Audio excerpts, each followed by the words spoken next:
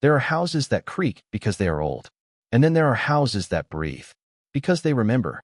Welcome to SpookyShade, where we don't just tell horror stories. We open doors you were never meant to see. This is The House Beneath the Ashes, a psychological horror series about memory, identity, and the price of unfinished stories. When Eleanor Marlowe returns to her family's ancestral home, she finds it partially burned, unnaturally intact, and very much alive. Behind each door lies a version of herself.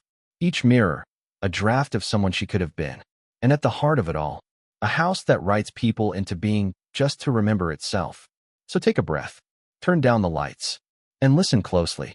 Because in this house, you are not just a guest. You are the next chapter. Candle The House Beneath the Ashes. The letter arrived with no return address. Just her name, written in a sharp, heavy script that looked more carved than penned. Eleanor Marlowe. It smelled faintly of smoke. Inside was a single line. The house is yours again. But it still remembers.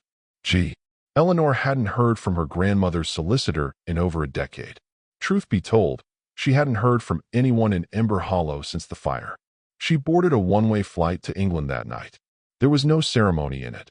No sense of nostalgia or grief. Only a tight, pulling knot behind her ribs that pulsed every time she closed her eyes. A house doesn't burn and survive. But hers had. At least parts of it. The taxi driver said nothing when he dropped her off at the edge of the woods. Just looked at her like she was heading into fog with no road beneath it. You're sure this is the place? I grew up here. Then you know what you're doing. She wasn't sure she did. Ember Hollow House stood at the edge of the world, or so it had always felt. Once a grand estate, its eastern wing had crumbled into blackened rubble, twisted beams and scorched stones swallowed by ivy and ash. But the western side remained intact. Unnaturally so. The paint hadn't peeled. The porch swing still hung, swaying lightly though there was no breeze. The same brass knocker, shaped like a lion swallowing a key, waited, untouched by flame. She hesitated, hand hovering just above it. And then she remembered what her grandmother used to say. If the house ever breathes, don't ask why. Just breathe with it. So she knocked once, and the door opened on its own. Inside, the air was cold, but not dead. The floorboards creaked with recognition, not protest. The wallpaper, a faded forest green, curled slightly at the corners, just enough to look like it was watching. Eleanor stepped in slowly, as if the house needed to decide whether she was a guest or an offering. She wandered past the old sitting room. Everything was still in place. Books, furniture, even her grandmother's reading glasses beside the hearth. But then, something new. A hallway that shouldn't have been there. It jutted from the corner of the parlor like a route forced through stone, narrow, dark, and lined with doors. 5 of them, each unmarked, each unburned. She ran her fingers along the nearest doorknob. It was warm. Behind her, the front door slammed shut. The hallway did not exist in Eleanor's memory. She remembered the sitting room. The grandfather clock that had ticked too loudly. The smell of lavender and old paper. Even the way the light used to fall across the stained glass window during winter. But never this corridor. Never 5 identical doors, each perfectly spaced, each perfectly shut, as if the house had grown something in her absence. She stood there for a long time, just listening. The silence wasn't quiet. It pressed. It listened back. She opened the first door. Inside was a nursery, dustless, pristine. A cradle rested beneath a mobile of tarnished silver birds. There was no sound. No toys, just a faint rustling, like cloth brushing wood. Eleanor stepped in, and the air shifted. It smelled of old milk and violets. A scent so familiar it struck her like a blow. She hadn't been in this room since she was 5. Except that room had burned. She'd seen it. Charred walls, melted glass, black soot that didn't wash off her hands for days. But here, everything was untouched, unchanged, unreal. She touched the cradle. It was warm. She looked down, expecting a doll, a blanket, a hollow space.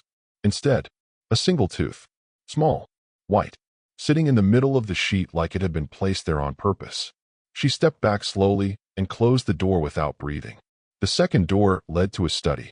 Books lined the walls, some titles she remembered from her grandfather's collection, some in languages she couldn't read.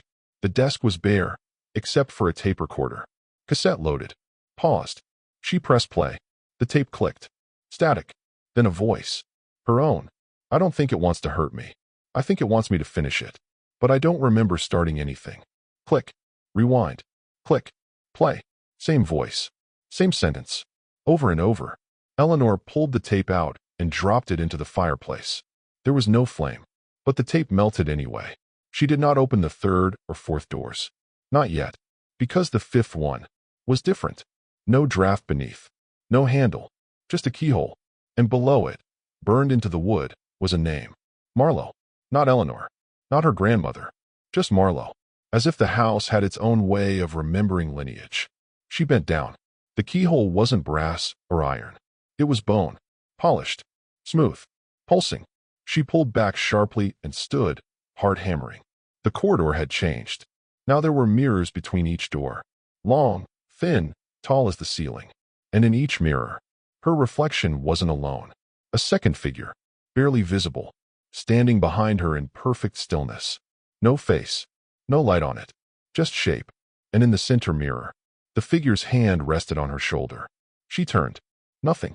The hallway was empty. But when she looked back into the mirror, her reflection was smiling. She wasn't. Eleanor ran. Back through the sitting room. Past the hearth. Toward the door. But the doorknob wouldn't move. Not jammed. Not locked. Just wrong. It felt like it wasn't a doorknob anymore. Just something shaped like it. She pulled. Pushed. Cried out. The house exhaled. And the lights went out. Darkness swallowed her. And somewhere, just beyond the edge of what she could hear, a soft click, like a sixth door just opened. Darkness in the house wasn't like ordinary dark. It didn't just block light. It seemed to press against the skin, like fog soaked in breath and memory. Eleanor stood frozen in the pitch black, unsure if her eyes were open or closed. There were no windows in the corridor, no moonlight, no electricity, only the sound, that faint, undeniable click, as if something ancient had just turned a handle meant only for it. She stepped backward, slow. Her feet found the old floorboards, still warm, as if someone had just walked there moments ago. She reached into her coat pocket. Her phone was still there, dead. She hadn't even turned it on since arriving. When she finally whispered into the void, her voice came out hoarse. Who's there? No answer. But in the distance, behind the mirrors, something moved. Not footsteps. Dragging. Her hand brushed along the wall as she edged back down the corridor. The mirrors felt cold now, almost wet. She kept her head down, refusing to look again. She passed the first door, then the second, but between the third and fourth, there was a new one. The sixth door. Not identical like the others. This one was older. Rough wood, heavy iron hinges, and across it, a line of deep gashes, like claw marks, but evenly spaced, as if done with care. No handle. No keyhole. Just a whisper carved into the frame. You were never meant to see this. She should have left. She should have walked back to the sitting room, slept on the floor, and waited for daylight. But instead, she touched it. The door felt warm, then suddenly cold. Then it opened, without a sound. Inside, a stairwell, spiraling downward, carved directly into stone. And at the bottom, light. Pale. Blue. Flickering, like moonlight seen through water. Eleanor hesitated at the threshold. She felt it. Even then, something in the walls was pulsing. Like veins. The house was leading her. And part of her wanted to follow. Not from curiosity, not even fear, but from something deeper. Something she couldn't name yet. She descended slowly. The air grew wet. The walls narrowed. And after 15 steps, the stone changed. No longer brick. No longer carved. But bone white and smooth. Like a tunnel formed from something that had once been alive. She didn't touch the walls. She didn't breathe through her nose. And when she reached the bottom, she found the source of the light. It was a mirror, standing upright in the middle of the room, framed in silver, floating just an inch above the ground.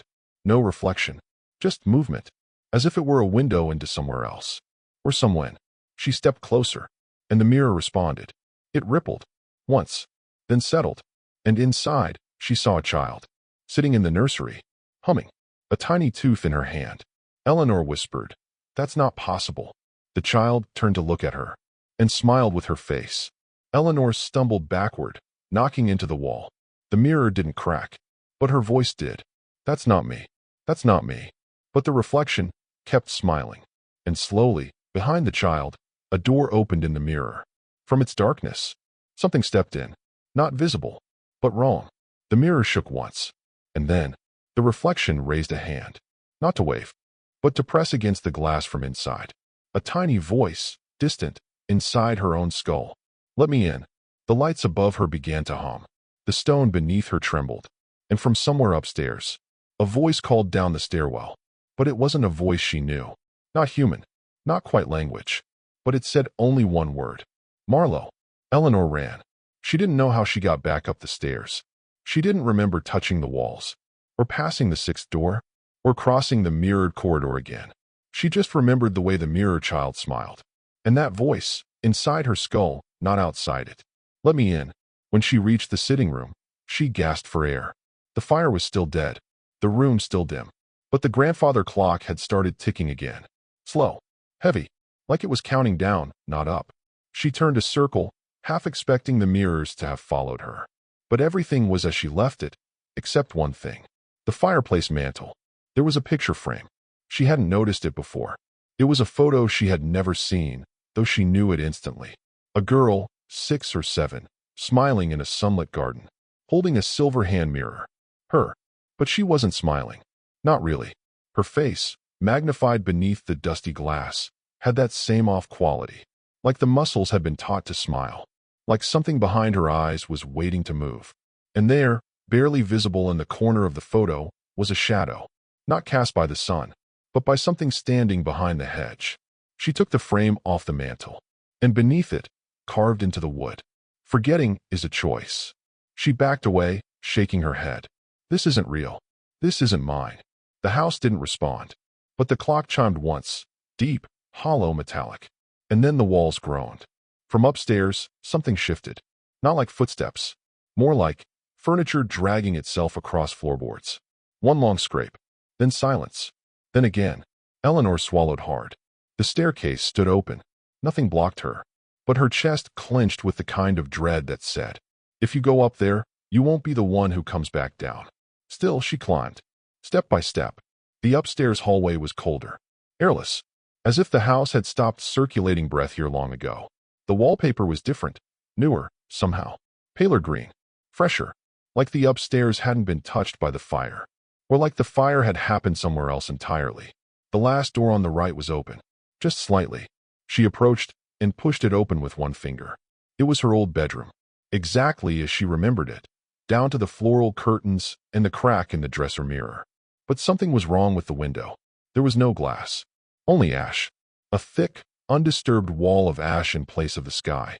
And written into it, by a child's finger, dragged through the gray dust.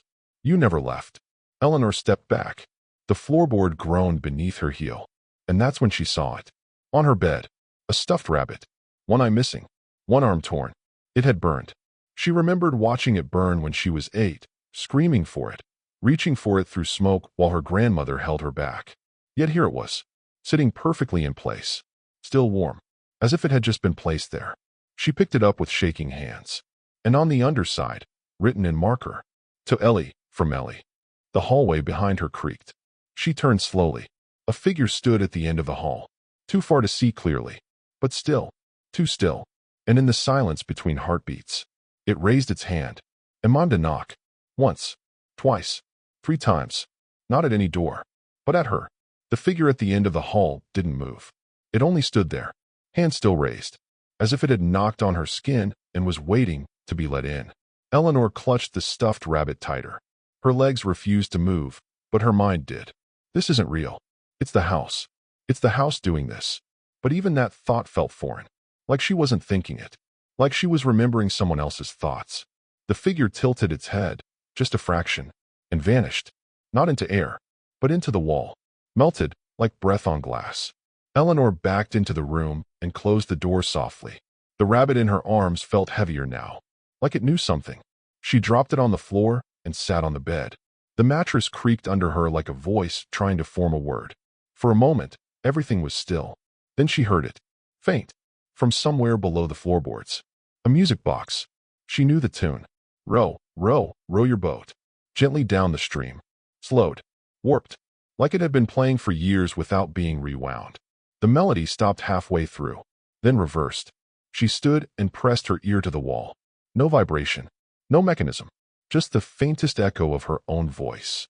Do you remember me? She jumped back. That was her. Not now, but younger. She knew it like she knew the rhythm of her own heartbeat. She opened the door. The hallway was gone. Not just dark. Gone. In its place. A different hallway. Wider. Taller. Lined with picture frames. And in each frame, a version of her.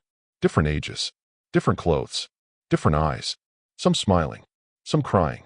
Some with eyes blacked out completely. And under each one, a brass plaque. Not with names, but with phrases. The one who stayed. The one who ran. The one who forgot. The one who lied. She stopped in front of the last frame. Her, age 9. Holding a birthday cake with unlit candles. No expression. The plaque read. The one who let it in. Her breath caught. She reached out to touch the frame. And the girl in the picture blinked. Once. Twice. Then smiled.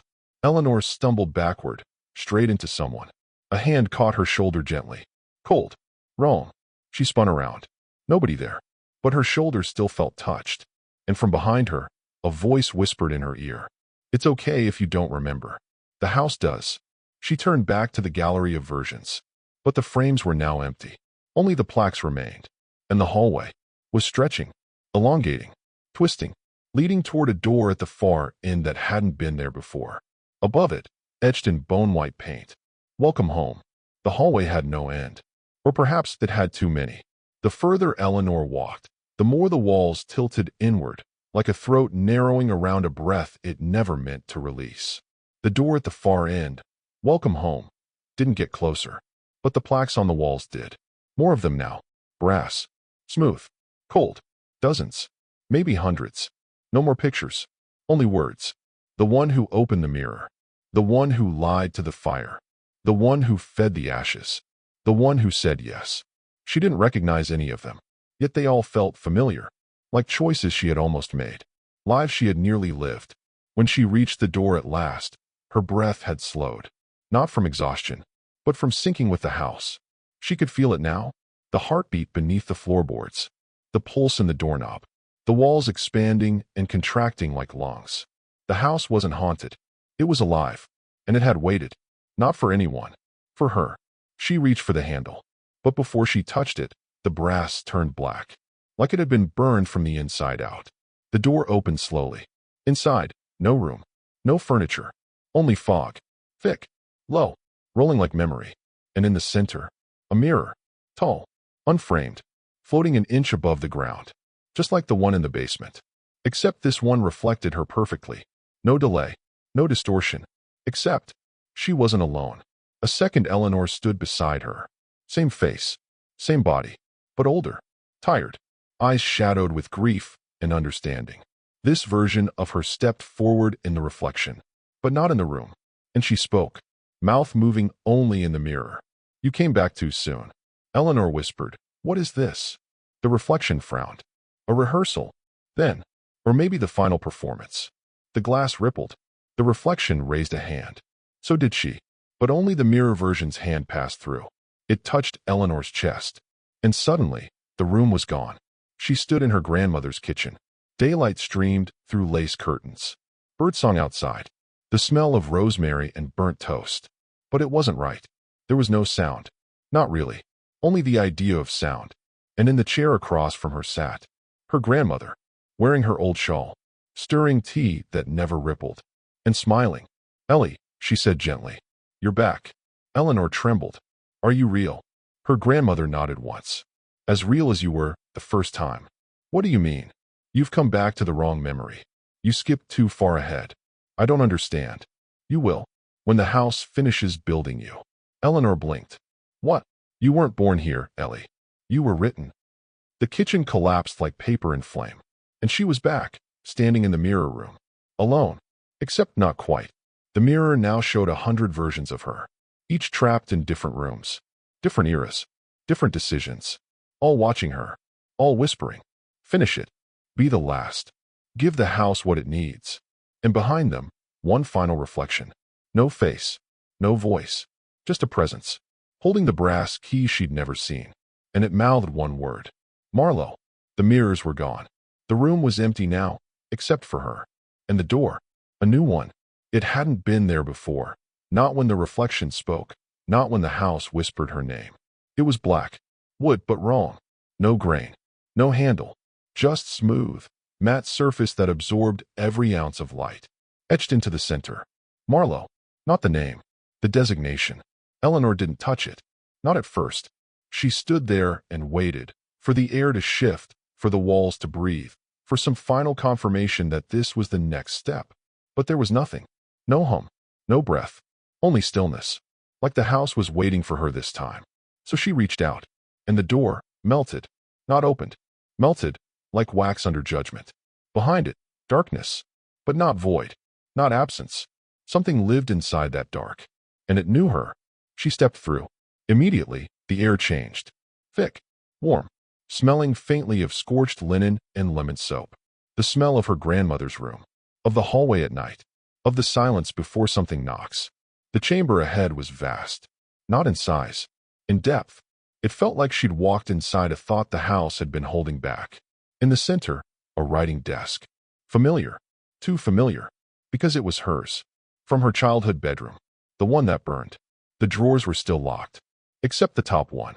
Inside, a single page, typed, with her name at the top, and a story, her story, word for word, everything she'd done since returning. Every hallway, every door, every reflection, typed, in past tense, and at the bottom, a blinking line. Waiting. There was a typewriter beside the page. Black, old, familiar, as if it had written her. Her hands moved without thinking. She touched the keys. They were warm, and the moment her fingers pressed the first letter, the floor rumbled, not violently, but with the subtle, shaking sigh of something that had waited a long time.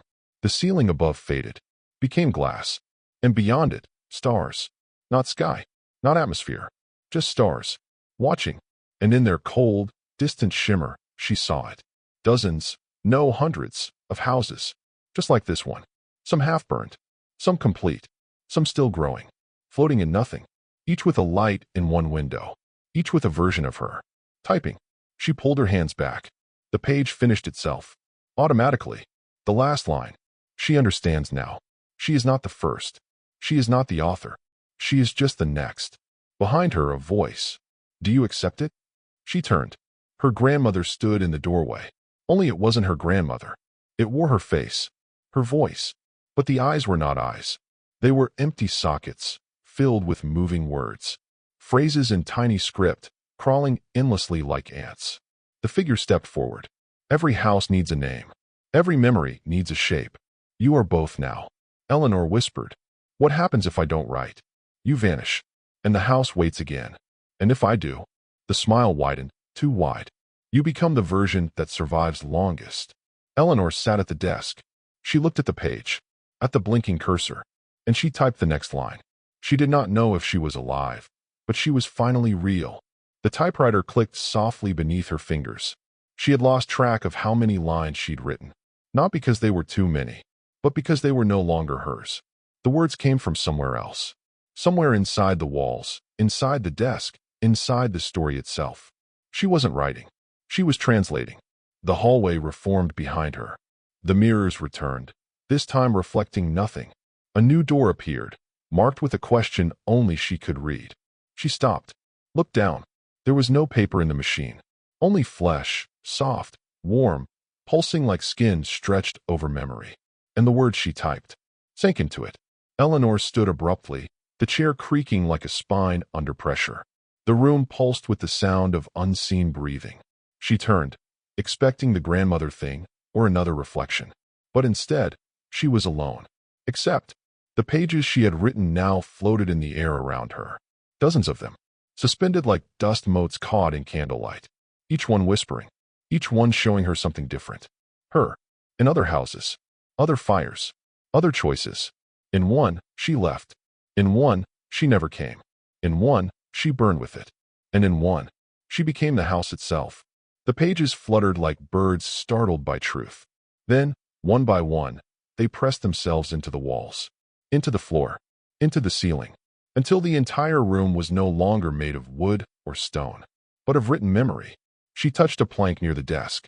It read, "This is where she doubted." Another near the door. This is where she forgot her real name. And in the center of the room, where the typewriter had been, stood a mirror. The last mirror. But this one didn't reflect her. It showed a library. Endless shelves. Ceiling lost in mist. A single figure walking slowly down an aisle, trailing fingers across spines. And then, the figure turned. It was her. But different. Eyes dark with ink. Mouth sewn shut. But she smiled anyway, and lifted one hand, pointed at the shelf, and pulled a book free. Its spine read, Marlowe / draft 38. Eleanor stumbled back. The mirror cracked, once. A long, spidery fracture down the middle. And through it, wind. Cold. Rotting. Smelling like old paper and earth after a storm. The crack widened. And the voice came again. Not from a speaker. Not from a person. From the house. You are almost complete. The floor trembled. Not collapsing. Shifting. The room turned sideways. Walls becoming floor. Ceiling becoming doorway. Gravity meant nothing. She fell forward, into the mirror. But there was no glass now. Only pages. Thousands of them. All blank. Waiting. And she knew. Every version of her that had tried, had failed here. Some refused to write. Some tried to rewrite. Some burned the pages. None had finished the story. So she stood, in the blankness, and whispered, "Tell me how it ends." And the house answered, "You decide, but only if you're willing to stop being her." Then what will I be? A pause. A page turned without wind. Marlowe is not a name. It's a role. The one who remembers for the house. Eleanor closed her eyes and began to write, this time without typewriter, without ink, without fingers, just will. And with each word that appeared, the house reshaped itself, and from somewhere beyond the walls, the other Marlowes began to whisper. But only one voice stood out among them. Her own. I am not the last. I am the first one willing to finish. There was no floor. Only pages. Stacked. Endless.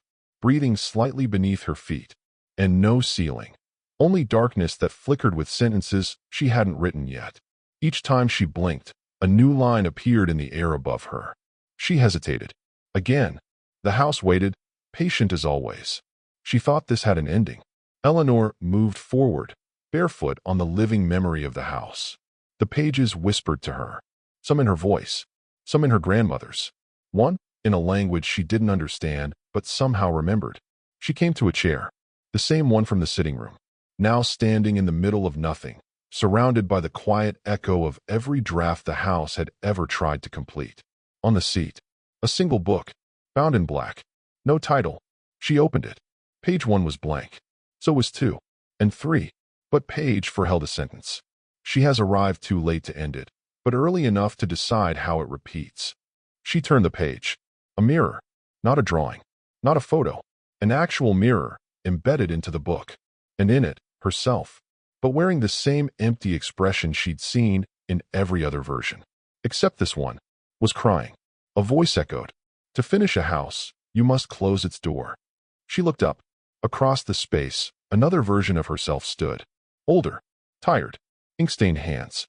This one held a candle made of waxed paper, burning slowly with a language written in flame. You are the last who will get the choice, the version said.